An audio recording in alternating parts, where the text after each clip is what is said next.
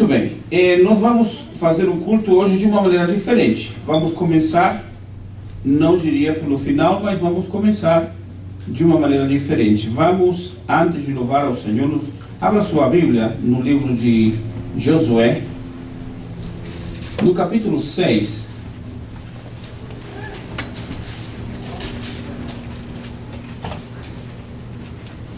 Josué, no capítulo 6, nos fala de um assunto muito bonito, interessante, que eu quero, nesta noite, meditar com os irmãos. Como o Senhor a Josué: olha, tenho dado na tua mão a Jericó, e ao seu rei, e aos seus valentes e valorosos. Vós, pois, todos os homens de guerra, rodeareis a cidade, cercando a cidade uma vez. Assim fareis por 6 dias.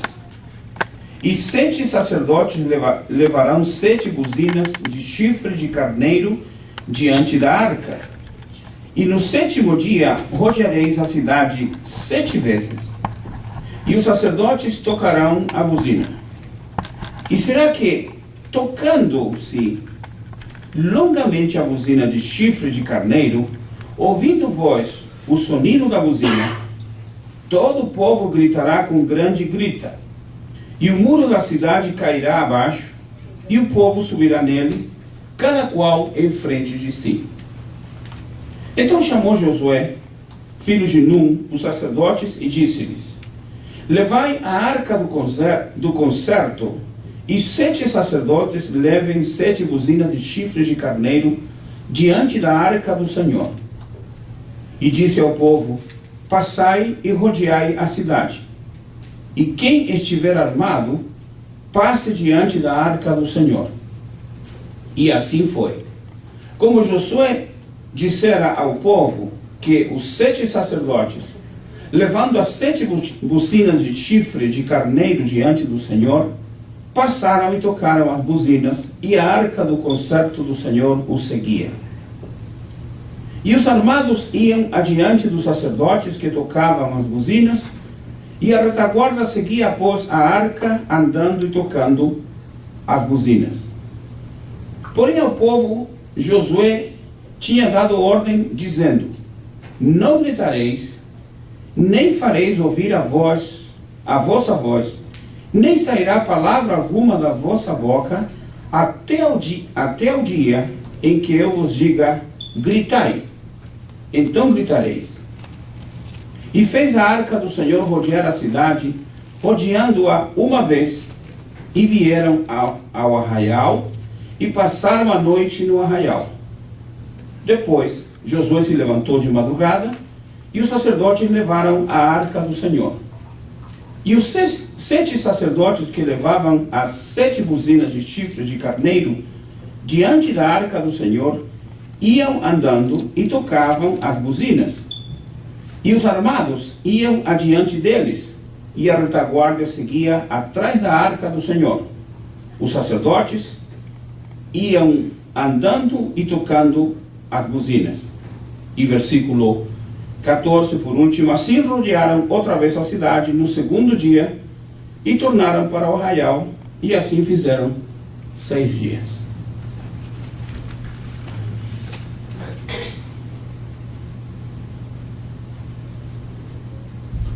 O povo de Israel, a experiência que viveu, que passou, quando entrou na terra prometida, não foi tão fácil em princípio. Foi alegre, foi bonito, foi maravilhoso, porque chegaram à terra prometida.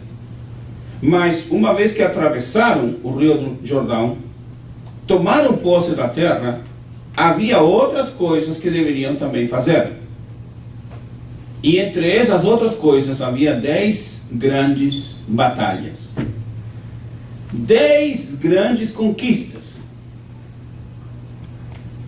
E alguém poderia dizer: mas espera aí, eles não passearam, andaram bastante pelo deserto por 40 anos, tiveram bastante dificuldades até chegar na terra prometida.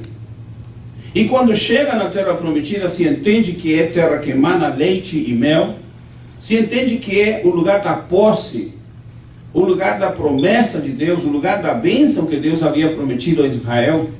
Mas mesmo assim, entrando na terra, ainda tem que ter 10 grandes batalhas. Deus não havia entregado a terra? Havia. Entregou. Mas era necessário tomar posse da bênção.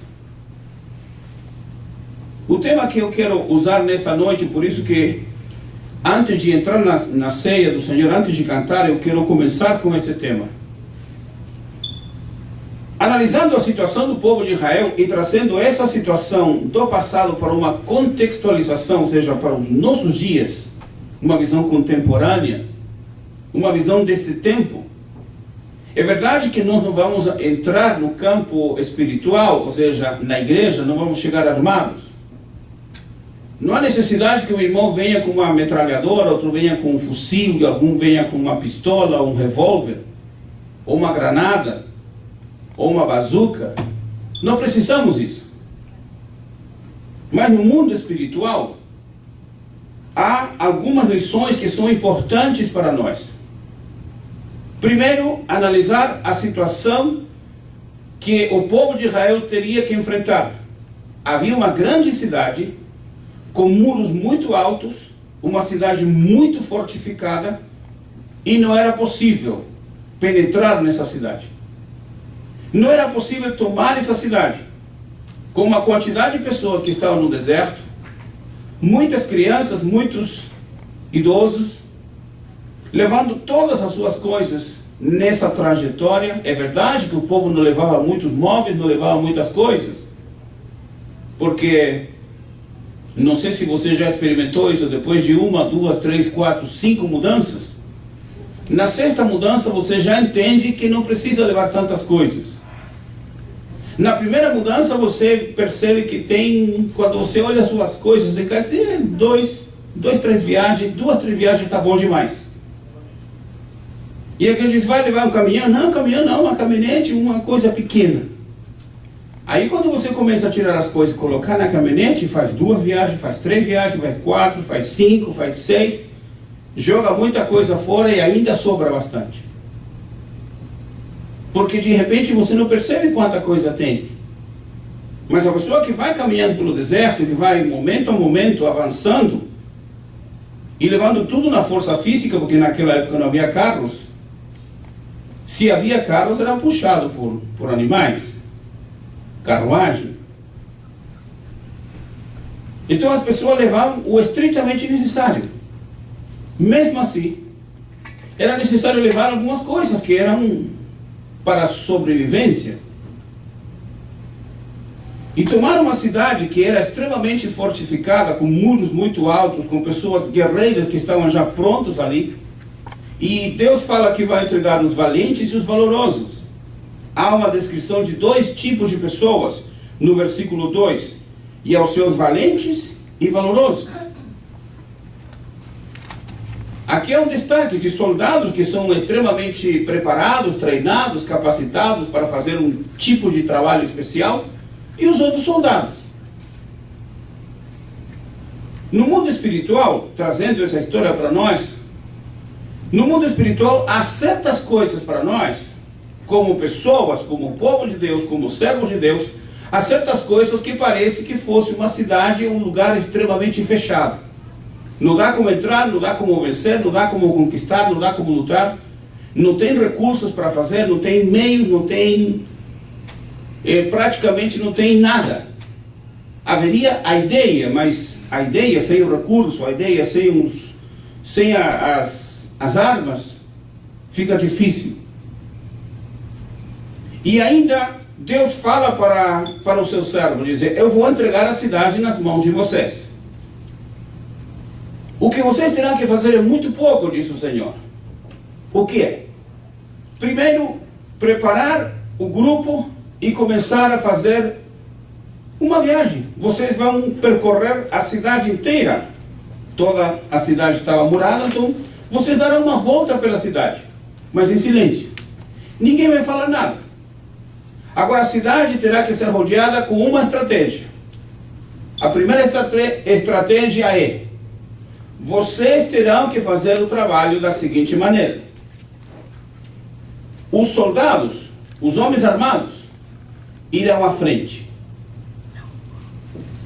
Então começa o grupo, os homens armados à frente, o povo vai no meio, e atrás do povo estariam indo os sacerdotes com as trombetes, e atrás dos sacerdotes, ou junto aos sacerdotes, estaria sendo levada a arca. Isso no mundo espiritual há uma estratégia muito grande. Quando há problemas, quando há dificuldades, quando há cidades ou problemas extremamente grandes que não dá para conquistar, é necessário usar a estratégia espiritual. É necessário usar a orientação que Deus deu aos seus servos. Porque a orientação de Deus sempre dá certo. Amém por isso? Amém. A orientação, a direção, a programação de Deus sempre é a melhor. Pode às vezes ser a mais difícil. Pode às vezes ser, em alguns casos, a menos entendível. Como entender um processo desse? Temos uma grande cidade para conquistar e a única coisa a fazer é caminhar. E ainda caminhar ao redor da cidade. Não haveria uma outra estratégia? Fazer um túnel, por exemplo? Ou preparar algum outro sistema para poder conquistar a cidade? Não há. A estratégia de Deus é o pessoal vai caminhar. Trazendo essa visão para o mundo espiritual, quando o Senhor disse a Josué, no versículo 3, vós, pois, todos os homens de guerra, rodeareis a cidade, cercando a cidade uma vez. Assim fareis por 6 dias. E aí, o Senhor dá a ordem. Verso 9. E os homens armados, aqui já não é a ordem, aqui já é a execução da ordem. E os homens armados iam adiante dos sacerdotes que tocavam as buzinas. E a retaguarda seguia, pois, a arca andando e tocando as buzinas. Esses homens que vão à frente, os homens armados, no mundo espiritual, representam homens e mulheres que se preparam para batalhar no campo espiritual através da oração. A arma espiritual envolve a palavra, envolve a oração e envolve a fé. Além do escudo da fé. Ou seja, a fé para se defender, a fé também para atacar, porque não é só se defender, é também atacar. A oração é uma das armas importantíssimas. É verdade que não é só oração. Aqui entra o pacote espiritual. A oração envolve também a ação, que era o caso das pessoas rodearem a cidade inteira. Para que rodear a cidade? Para conhecer? Para ver os muros? Para saber a extensão dela?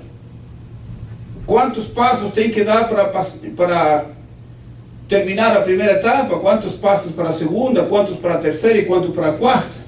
Não era isso não. Nisto há uma visão espiritual, uma estratégia espiritual de Deus para o seu povo. Quando está rodeando e passando ao redor do problema, ao redor da dificuldade, a mente, a fé, o coração se abre, principalmente quando a pessoa está calada. Porque se você não sabe, há pessoas que têm sérios problemas para ficar calados. Há pessoas que não conseguem ficar calados. Há certas pessoas que para elas falar é a coisa mais fácil, mais agradável, mais importante.